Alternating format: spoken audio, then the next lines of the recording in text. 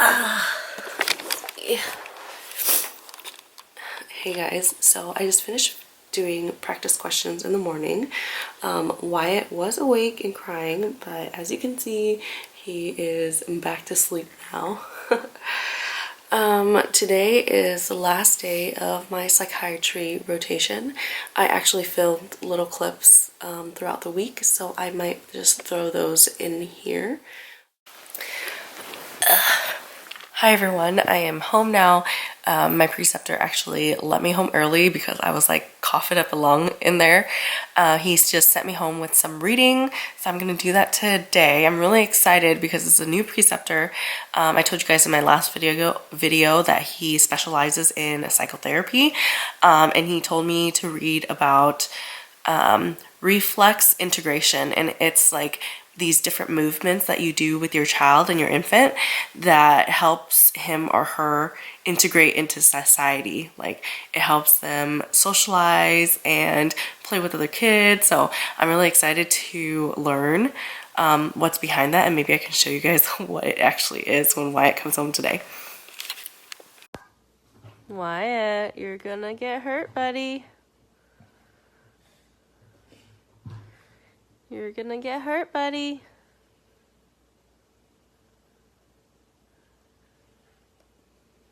Where's Wyatt?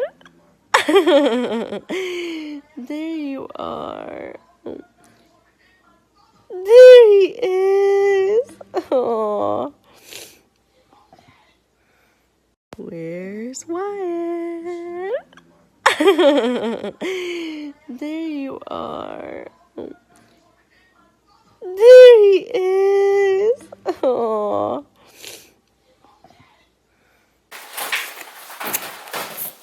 Maybe I'll just go with you next time. You don't believe me?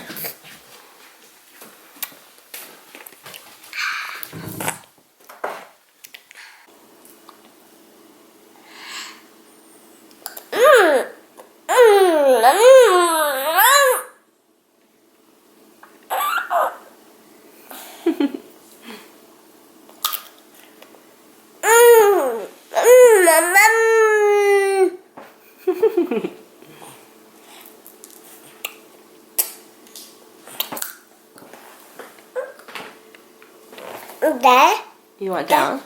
Okay, so this is the reflex integration thing. I just want to read to you guys what it means. Is your child hypersensitive? Does he or she struggle with balance and coordination, or has problems walking and running? Is she finding handwriting really hard, or has been diagnosed with dyslexia? Does she have problems seeing or hearing, or prone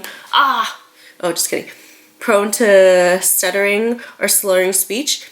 Is she aggressive or depressed, suffering from allergies or asthma, still bedwetting, have an observed or side-bending curve developing in her spine? And finally, has your child been diagnosed with ADHD or autism? Surprisingly, many developmental problems may be linked to primitive reflexes that have not been integrated at the time they were meant to be integrated. Some of the simplest exercises below. My computer's dying. And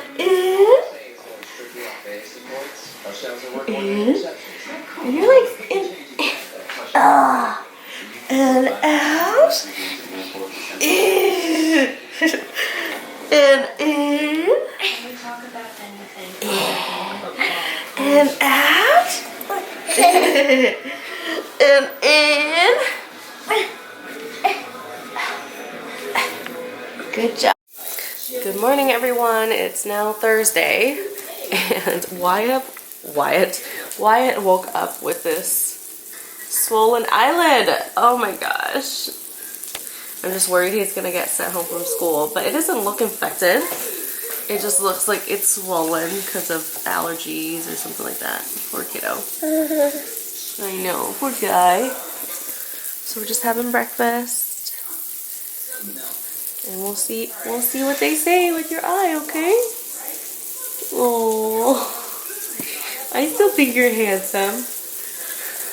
He looks so angry. like the Hunchback of Notre Dame. Oh, it's okay, baby. Horrible things are happening to Wyatt this week. It's your bad luck week. Where's Wyatt? Where is he? Oh, there you are! Yay! Where's Wyatt? Where's Wyatt? Oh, I see you! Where's Wyatt? There he is. Daddy! Where's Wyatt? Ah! Where's Wyatt? You're silly.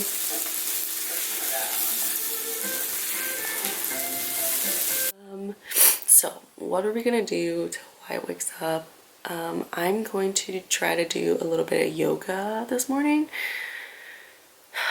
And the psychiatrists don't come in until 9 o'clock, so I woke up at 5:30.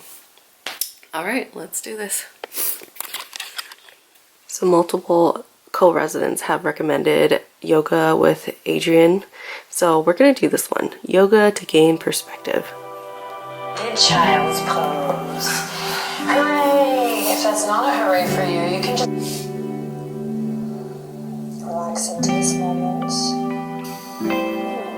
I'm sort of exhale around your chin to chest. Crown the head. Use your left palm to find what feels good here. Big twist. Breathe, breathe, breathe. Inhale, make an open twist to your left. Press into your right hand. Get in the habit. And here we go. Exhale. Thread the needle. Leg twist. Come onto the left. All right, we're done with yoga. I didn't realize how, like last week's video, I talked to you guys about the body focus relaxation techniques.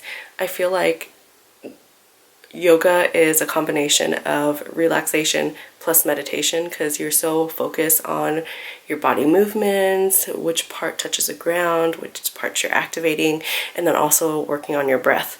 So I'm gonna try to do yoga more just as my form of meditation, and I'm pretty sure it's healthy. Like, it counts as exercise, right?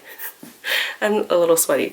All right, shower, get ready for work, and Wyatt should be awake soon. So it's raining outside, and I have to park a few blocks away from the hospital because there's absolutely no parking. All right. See if I can zip this all the way up.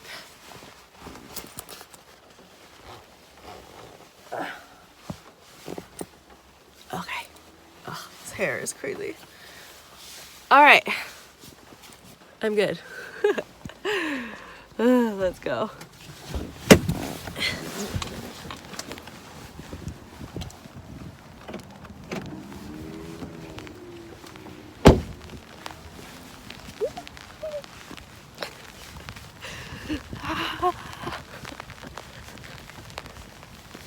It's getting my face.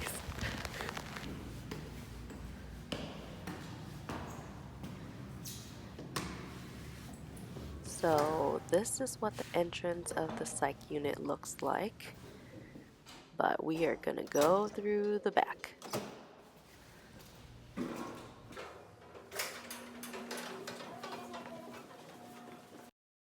This is actually what all the chairs look like, so they can't be thrown out windows. I'm just gonna head over here to my computer where I write all the notes, get reports from the nurses, do all the work behind closed doors. This is one of the counseling rooms where you talk to the patients and listen to their stories. It echoes a lot in here. But yeah, all the chairs can't be thrown out the window. All right, gang. I feel like I'm losing my mind. I am tired, I'm happy, I'm exhausted, I'm frustrated. Lots of things happened this week.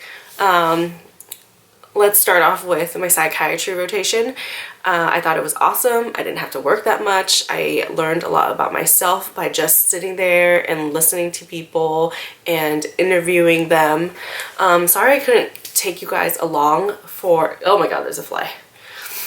Sorry I couldn't take you guys along for more of it, just because it's patient confidentiality and all that stuff. But basically, I go in the morning, I hear what the nurses and people have to say during the night shift, and then I go interview the patients during the day, come up with a plan, see new consults. What the psychiatrist was telling me was that, you know, people who have secrets, or secrets are power, you know, and we hold on to secrets because it makes us powerful, but it also isolates us, and it's probably also causing a lot of psychosis here. And so when we tell those secrets, or when we confess those secrets, we're giving up this power and giving up this control, but at the same time, we feel a lot better, and it releases the psychosis. And why I say psychosis, because a lot of the stories that you hear are like out of this world, like you can't believe that that's that person's reality, but it actually is. For example, back in when I was a med student, I met this patient who had underlying schizophrenia, but it was brought on by smoking weed. So every time he smoked weed, he would go full on psychosis. He would hear things that aren't there, see things that aren't there. He would hear voices from God/aliens that, you know, he was gonna get abducted, and that's how he like ran into the street, got hit by a car, and ended up in a coma. So yeah, like it's like you can't even imagine the things that people, like people's reality. And so I've got to the past 2 weeks, I've got to talk to and treat a lot of bipolar patients, depressed patients, schizophrenic patients, and borderline patients. So it's taught me a lot about myself and my patients, and just my critical listening skills. So that is that. I thought my preceptors were great. The people I worked with were great. The hours were awesome. I got in at 9 and left like no later than 3 o'clock every day. On clinic days I left a little later, but you know, that's amazing. Yeah, so, and then also this week that put me in a really bad mood is with Wyatt's daycare. He got scratched twice this week, and this has not been the first incident that he's gotten scratched. He's gotten scratched and bitten probably about 7 times since he started daycare 3 months ago. And I guess like I'm really frustrated because the previous teacher who was there, like he loved her. He would go run and hug her, and but she left on maternity. Sorry, I don't even know why I'm getting like emotional right now. But like this, oh my gosh, I'm sorry guys. Like this teacher, she was saying how like Wyatt was like aggravating another child, and so sorry. Like I don't even want to play you guys the voice message she sent me, but she was saying that Wyatt was aggravating another child in that he grabbed her toy, and so she scratched him. But he tolerated it really well. He cried only for a minute, and then the next day it happened again. Like I guess I was so frustrated that I didn't even ask, like, you know, how did you de-escalate the situation?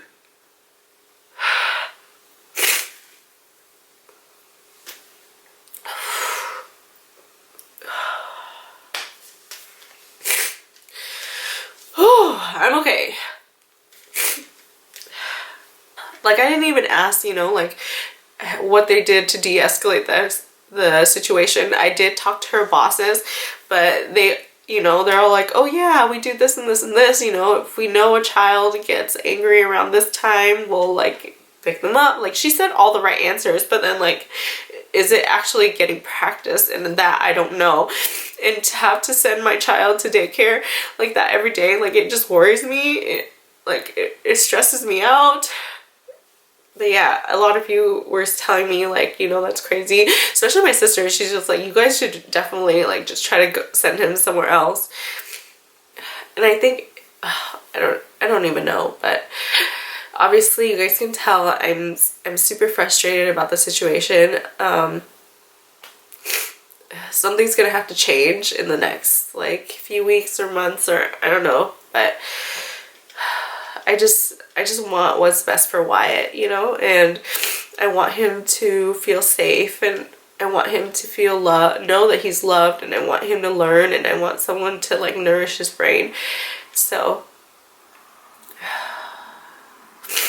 yeah, I can't do this. I'm just gonna, but yeah, like obviously like this is why I couldn't film like all week. But yeah.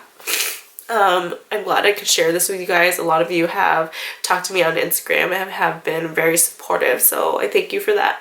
I'm just gonna show clips of like how sweet Wyatt is now, because those are the things that make me happy. Yeah. To get goosebumps. Whoa.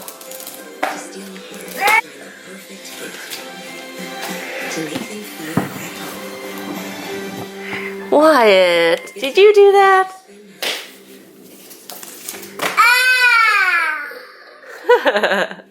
Did you do that?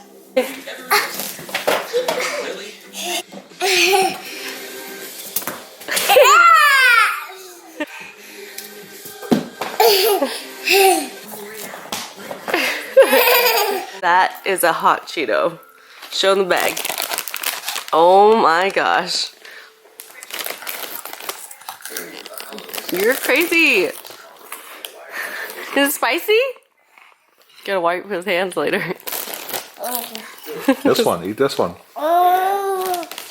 Eat this one. He's like, please, please. Oh my gosh, it's so spicy.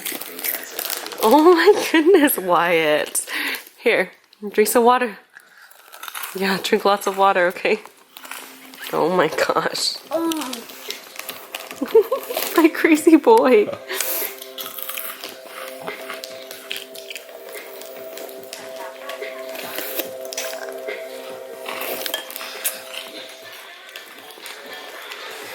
Eat this one, eat this one, eat this one.